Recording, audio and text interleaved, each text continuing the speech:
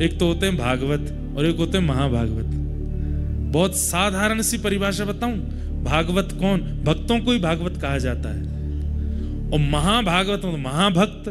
तो भक्त में और महाभक्त में अंतर क्या है? बोले जो भक्त ठाकुर जी का स्मरण करते हैं वो भक्त हैं, और जिनका स्मरण ठाकुर जी करते हैं वो महाभक्त है, महाभागवत। उद्धव जी कौन है? महाभागवत। उद्धव जी महाभागवत है। उद्धव को याद भगवान करते हैं। उद्धव सुबह उठते ही स्नान ध्यान जैसे ही कर लेता है, उद्धव पूजा में नहीं बैठता, द्वार खटखटा रहा है, खोलो।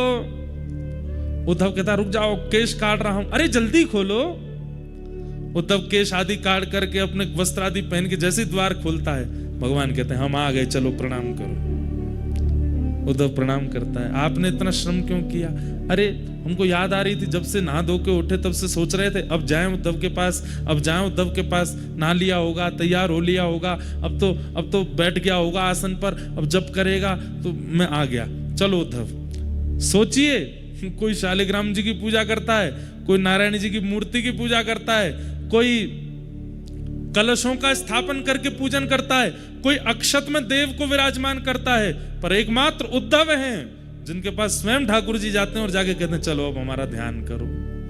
ध्यान हो गया, अब थोड़ी देर जप करो, लाओ चलो चरण धो लो हमारे। स्नान तो हमने कर लिया, पंचामृत स्नान हमारा नहीं, चरणों का कर लो। चलो अब चरणों में चंदन लगा दो। भगवान स्वयं बोलते हैं उद्धव को, उद्धव चरणों में चंदन लगा दो, लाओ माला पहना दो। माला पहना देते हैं। अब चलो आशीर्वाद ले लो, आशीर्वाद ले लो, आरती करो हमारी, चलो आरती कर लो, भोग लगाओ, नैवेद्य रखो। उद्धव के नैवेद्य ठाकुर जी पा लेते हैं। अब ये भोग हो गया, पा लो। पा लिया, चलो हो गई पूजा संपन्न। बोले जी चलो अब चलते हैं आगे।